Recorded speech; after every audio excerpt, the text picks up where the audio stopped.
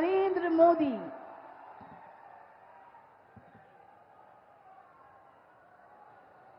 बिहार के स्वाभिमानी और मेहनती भाई बहन, आप सभी के प्रणाम। बिहार के राज्यपाल श्रीमान आरिफ मोहम्मद खान जी, हमारे लोकप्रिय मुख्यमंत्री श्री नीतीश कुमार जी, केंद्रीय मंत्रिमंडल में मेरे साथी श्री जीतन राम मांझी जी, ललन सिंह जी, गिरिराज सिंह जी, चिराग पासवान जी, नित्यानंद राय जी, सतीश चंद्र दुबे जी, राजभूषण चौधरी जी, राज्य के उप मुख्यमंत्री श्री सम्राट चौधरी जी, विजय कुमार सिन्हा जी, उपस्थित अन्य मंत्रीगण, जनप्रतिनिधिगण और बिहार के मेरे प्यारे भाई और बहनों, आज मुझे इस पवित्र भूमि पर बिहार के विकास को नई गति देने का सौभाग्य मिला है। यहां करीब करीब 50,000 करोड़ रुपए से ज्यादा की परियोजनाओं का लोकार्पण और शिलान्यास हुआ है।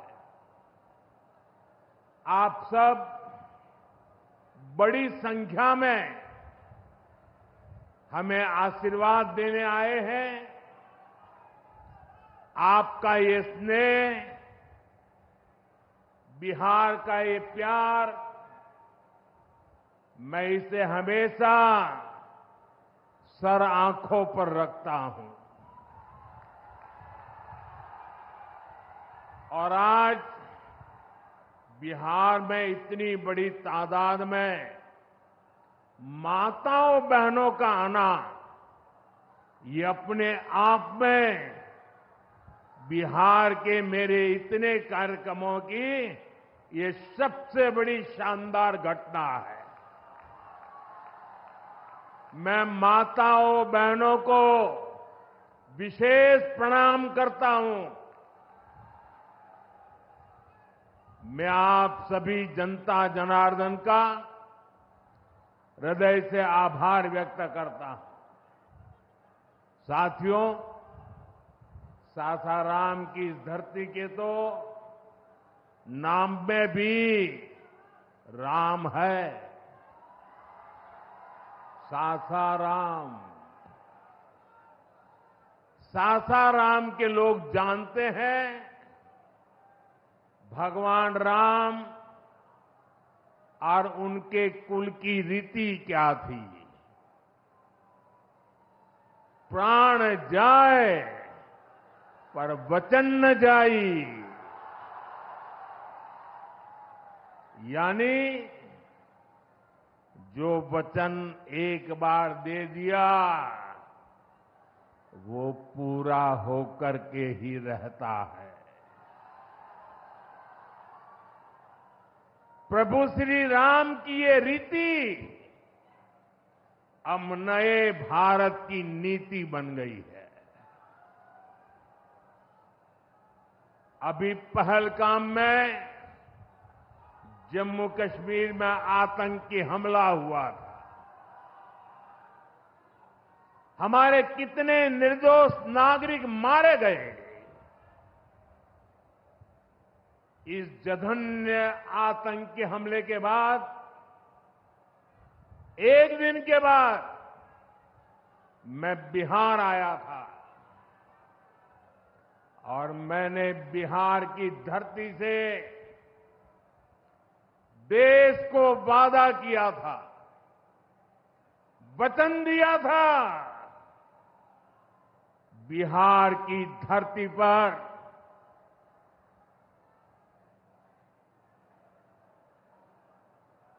आंख में आंख मिलाकर हमने कह दिया था, आतंक के आकाओं के ठिकानों को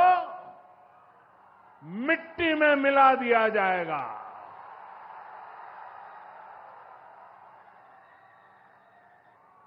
बिहार की धरती पर मैंने कहा था, उन्हें कल्पना से भी बड़ी सजा होगी। आज जब मैं बिहार आया हूं तो अपने वचन पूरा करने के बाद आया हूं। जिन लोगों ने पाकिस्तान में बैठकर हमारी बहनों का सिंदूर उजाड़ा था, हमारी सेना ने उनके ठिकानों को खंडहर में बदल दिया है। भारत की बेटियों के सिंदूर की शक्ति क्या होती है, ये पाकिस्तान ने भी देखा और दुनिया ने भी देखा। जिस पाकिस्तानी सेना की छत्रछाया में आतंकी खुद को सुरक्षित मानते थे, हमारी सेनाओं ने एक ही झटके में उनको भी घुटनों पर ला दिया। पाकिस्तान के एयरबेस, उनके सैन्य ठिकाने हमने कुछ ही मिनट में तबाह कर दिए। ये नया भारत है, ये नए भारत की ताकत है। बिहार के मेरे प्यारे भाइयों बहनों, ये हमारा बिहार वीर कंवर सिंह जी की धरती है।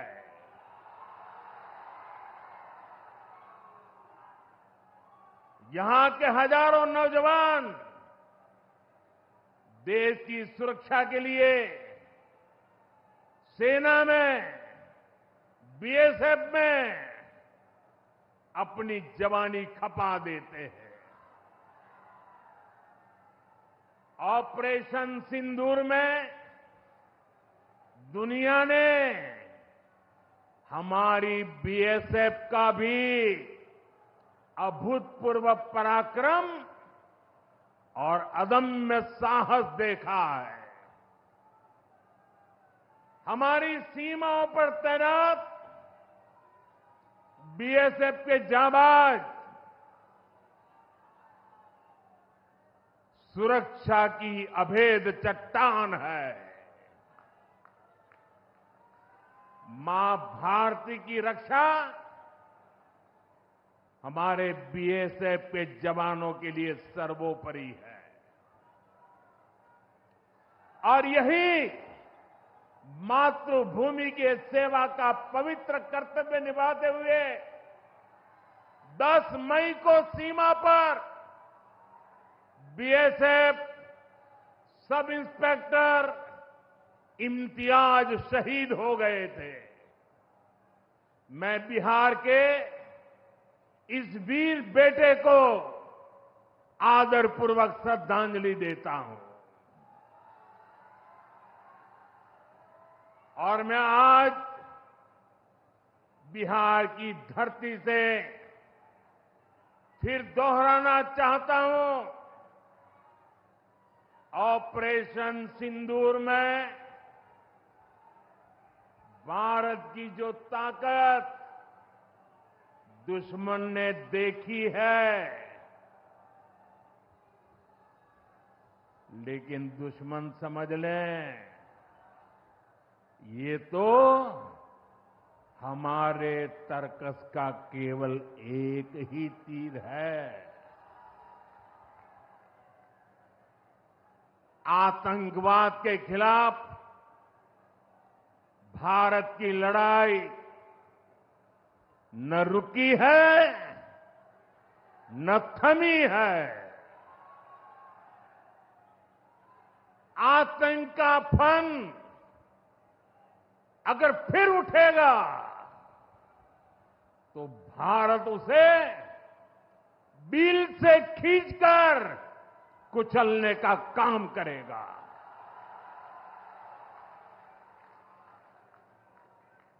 साथियों, हमारी लड़ाई देश के हर दुश्मन से है, फिर वो चाहे सीमा पार हो या देश के भीतर हो। बीते वर्षों में हमने हिंसा और अशांति फैलाने वालों का कैसे खात्मा किया है, बिहार के लोग इसके साक्षी हैं। आप याद करिए, कुछ साल पहले तक सासाराम, कैमूर और आसपास के इन जिलों में क्या हालात थे, नक्सलवाद कैसे हावी था। मुंह पर नकाब लगाए, हाथों में बंदूक थामे नक्सली कब कहां सड़कों पर निकल आए, हर किसी को ये खौफ रहता था। सरकारी योजना आती थी पर नागरिकों तक पहुंचती ही नहीं थी। नक्सल प्रभावित गांव में न तो अस्पताल होता था, न मोबाइल टावर, कभी स्कूल जलाए जाते थे, कभी सड़क बनाने वालों को मार दिया जाता था। इन लोगों का बाबा साहब आंबेडकर के संविधान पर कोई विश्वास नहीं था। नीतीश जी ने उन परिस्थितियों में भी यहां विकास की पूरी कोशिश की। 2014 के बाद से हमने इस दिशा में और तेजी से काम किया। हमने माओवादियों को उनके किया की सजा देनी शुरू की। हम युवाओं को विकास की मुख्य धारा में भी लेकर आए।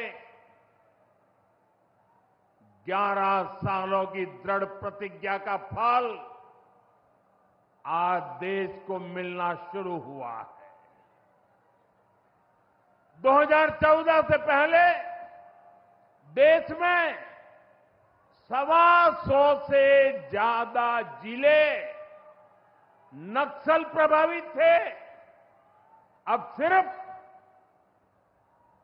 125 से ज्यादा, अब सिर्फ 18 जिले नक्सल प्रभावित बचे हैं। अब सरकार सड़क भी दे रही है, रोजगार भी दे रही है। वो दिन दूर नहीं जब माओवादी हिंसा का पूरी तरह से खात्मा हो जाएगा। शांति, सुरक्षा, शिक्षा और विकास गांव-गांव तक बिना रुकावट के पहुंचेंगे। साथियों, जब सुरक्षा और शांति आती है तभी विकास के नए रास्ते खुलते हैं। यहां नीतीश जी के नेतृत्व में जब जंगल राज वाली सरकार की विदाई हुई तो बिहार भी प्रगति के मार्ग पर आगे बढ़ने लगा। टूटे हाईवे, खराब रेलवे, गिनी चुनी फ्लाइट कनेक्टिविटी, वो दौर अब इतिहास बन चुका है, पीछे छूट रहा है।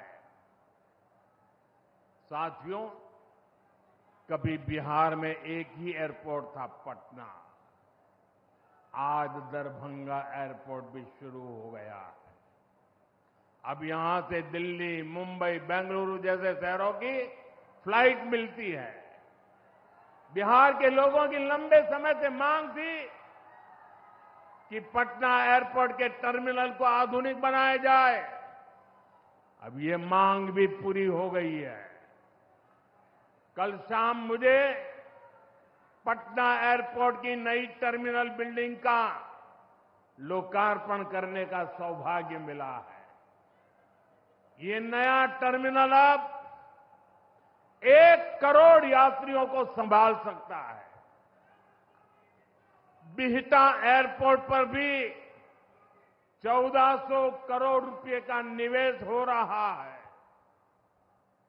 साथियों, बिहार में आज हर तरफ 4 लेन और 6 लेन सड़कों का जाल बिछ रहा है। पटना से बक्सर, गया जी से डोभी, पटना से बोध गया जी, पटना, आरा, सासाराम, ग्रीनफील्ड कॉरिडोर, हर तरफ तेजी से काम हो रहा है। गंगा, सोन, गंडक, कोसी समेत सभी प्रमुख नदियों पर नए पुल बनाए जा रहे हैं। हजारों करोड़ की ऐसी परियोजनाएं बिहार में नए अवसरों और संभावनाओं का निर्माण कर रही है। इन प्रोजेक्ट से हजारों युवाओं को रोजगार मिलेगा। यहां टूरिज्म और व्यापार दोनों को फायदा होगा। साथियों, बिहार में रेलवे की हालत भी अब तेजी से बदल रही है। आज बिहार में वर्ल्ड क्लास वंदे भारत ट्रेनें चल रही हैं। रेलवे लाइनों को डबल और ट्रिपल किया जा रहा है। छपरा, मुजफ्फरपुर, कटिहार जैसे इलाकों में काम तेजी से चल रहा है।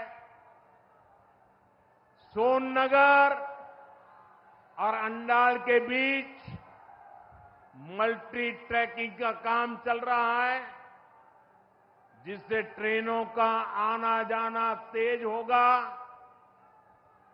सासाराम में भी अब 100 से ज्यादा ट्रेनें रुकती है।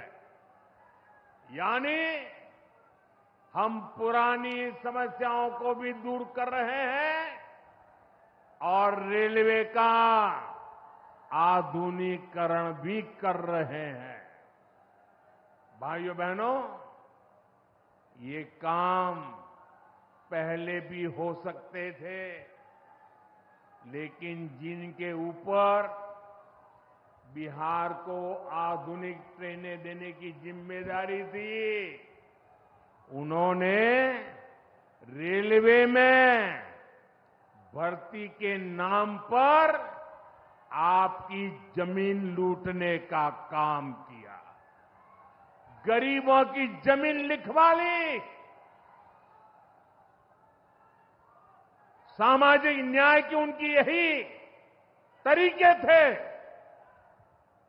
गरीब को लूटना, उनके अधिकारों को लूटना, उनकी मजबूरी का फायदा उठाना और खुद राजाशाही की मौज करना। बिहार के आप लोगों को जंगल राज वालों के झूठ और धोखे, उससे आगे भी सावधान रहना बहुत जरूरी है। साथियों, बिजली के बिना विकास अधूरा है। जब बिजली होती है तो औद्योगिक विकास होता है। जब बिजली होती है तो जीवन आसान होता है। और 21वीं सदी तो टेक्नोलॉजी से दौड़ने वाली सदी है, इसलिए डगर डगर पर बिजली की जरूरत रहने वाली है। बीते वर्षों में बिहार में बिजली उत्पादन पर बहुत जोर दिया गया है। आज बिहार में बिजली की खपत 10 साल पहले से 4 गुना हो गई है। नबीनगर में एनटीपीसी का बड़ा पावर प्रोजेक्ट बन रहा है। इस पर 30,000 करोड़ रुपया खर्च किए जाएंगे। इससे बिहार को 1500 मेगावाट बिजली मिलेगी। बक्सर और पीर पैंती में भी नए थर्मल पावर प्लांट शुरू हो जाएंगे। भाइयों बहनों, अब हमारा ध्यान भविष्य की ओर है। हमें बिहार को ग्रीन एनर्जी की ओर लेकर जाना है और इसलिए कजरा में सोलर पार्क का निर्माण भी हो रहा है। पीएम कुसुम योजना के तहत सौर ऊर्जा से किसानों को कमाई के विकल्प दिए जा रहे हैं। रिन्यूएबल एग्रीकल्चर फीडर से खेतों को बिजली मिल रही है। हमारे इन प्रयासों का असर है कि यहां के लोगों का जीवन बेहतर हुआ है।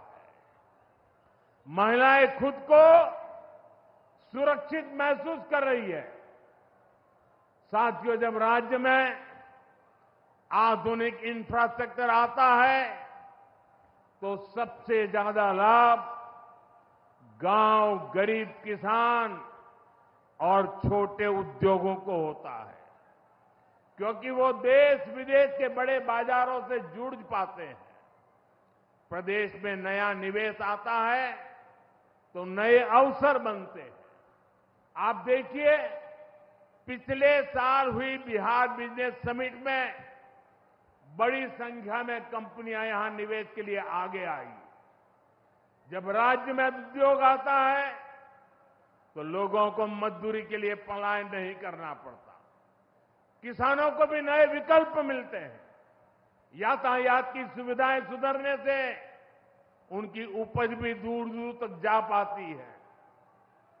भाइयों बहनों, हमारी सरकार बिहार के किसानों की आय बढ़ाने के लिए लगातार काम कर रही है। यहां 75 लाख से ज्यादा किसानों को पीएम किसान सम्मान निधि के तहत आर्थिक सहायता मिल रही है। हमारी सरकार ने मखाना बोर्ड की घोषणा की है। हमने बिहार के मखाना को जीआई टैग दिया। इससे मखाना किसानों को बहुत लाभ हुआ है। इस साल के बजट में हमने बिहार में फूड प्रोसेसिंग के लिए नेशनल इंस्टीट्यूट का भी ऐलान किया है। अभी 2-3 महीने पहले ही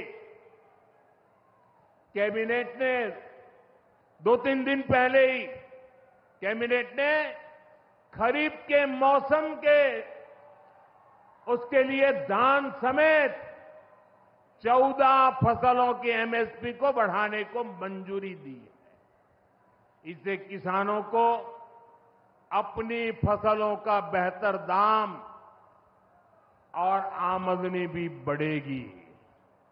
साथियों, जिन लोगों ने बिहार को सबसे ज्यादा ठगा, जिनके दौर में बिहार के गरीब और वंचित तबके को बिहार छोड़कर जाना पड़ा, आज वही लोग सत्ता पाने के लिए सामाजिक न्याय का झूठ बोल रहे हैं।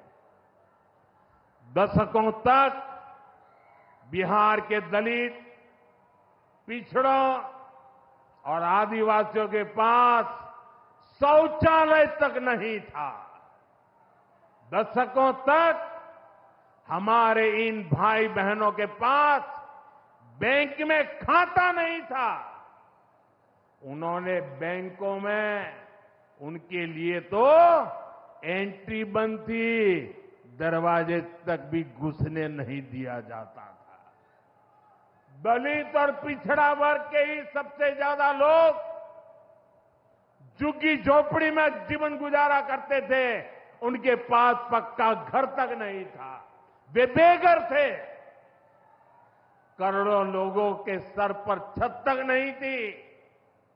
मैं आपसे पूछता हूं, बिहार के लोगों की ये दुर्दशा, ये पीड़ा, ये तकलीफ, क्या ये कांग्रेस और आरजेडी का क्या यही सामाजिक न्याय था? गरीबों को इस प्रकार से मजबूरी में जीने के लिए सारी नीतियां बनाने के आदी लोग। साथियों, इससे ज्यादा अन्याय कोई नहीं हो सकता है। कांग्रेस और आरजेडी वालों, इन्होंने कभी दलित, पिछड़ा की इतनी तकलीफों की चिंता तक नहीं की। ये लोग विदेशियों को बिहार की गरीबी दिखाने के लिए घुमाने लाते थे। अब जब दलित, वंचित और पिछड़ा समाज ने कांग्रेस को उसके पापों की वजह से छोड़ दिया है, तो इन्हें अपना अस्तित्व बचाने के लिए सामाजिक न्याय की बातें याद आ रही है। भाइयों बहनों, बिहार में और देश में सामाजिक न्याय का नया सवेरा एनडीए के दौर में दिखा है। हमने गरीब तक जीवन से जुड़ी मूलभूत सुविधाएं पहुंचाई है। हम इन सुविधाओं को 100% लाभार्थी तक पहुंचाने के लिए काम कर रहे हैं। 4 करोड़ नए मकान, 3 करोड़ बहनों को लखपति दीदी बनाने का मिशन, 12 करोड़ से ज्यादा घरों में नल का कनेक्शन, 70 साल से अधिक उम्र के हर बुजुर्ग को 5 लाख रुपए तक का मुफ्त इलाज, हर महीने मुफ्त राशन की सुविधा। हमारी सरकार हर गरीब और जरूरतमंद के साथ खड़ी है। साथियों, हम चाहते हैं कि कोई भी गांव छूटे नहीं, कोई भी हकदार परिवार सरकार की योजनाओं से वंचित न रह जाए। मुझे खुशी है, इसी सोच के साथ बिहार सरकार ने डॉक्टर भीमराव अंबेडकर समग्र सेवा अभियान शुरू किया है। इस अभियान में 22 जरूरी योजनाएं एक साथ लेकर सरकार गांव-गांव, टोला-टोला पहुंच रही है। हमारा लक्ष्य है हर दलित, महादलित, पिछड़े, अति पिछड़े, गरीब के घर तक सीधे पहुंचना। मुझे बताया गया है कि अब तक 30,000 से ज्यादा कैंप लग चुके हैं। लाखों लोग इस अभियान से जुड़ चुके हैं। जब सरकार खुद लाभार्थियों तक पहुंचती है तो ना कोई भेदभाव होता है और ना ही कोई भ्रष्टाचार होता है, और तभी सच्चा सामाजिक न्याय होता है। साथियों, हमें हमारे बिहार को बाबा साहब आंबेडकर, कर्पूरी ठाकुर, बाबू जगजीवन राम और जेपी के सपनों का बिहार बनाना है। हमारा लक्ष्य है विकसित बिहार, विकसित भारत, क्योंकि जब जब बिहार ने प्रगति की है, भारत दुनिया में शिखर पर पहुंचा है। मुझे विश्वास है हम सब मिलकर विकास की रफ्तार को और आगे बढ़ाएंगे। मैं एक बार फिर आप सबको इन विकास कार्यों के लिए बहुत बहुत बधाई देता हूं। मेरे साथ दोनों हाथ ऊपर करके मुट्ठी बंद करके बोलिए, भारत माता की। आवाज दूर दूर तक पहुंचनी चाहिए। सीमा पर खड़े हमारे जवान का सीना चौड़ा हो जाना चाहिए। भारत माता की, भारत माता की, भारत माता की। बहुत बहुत धन्यवाद।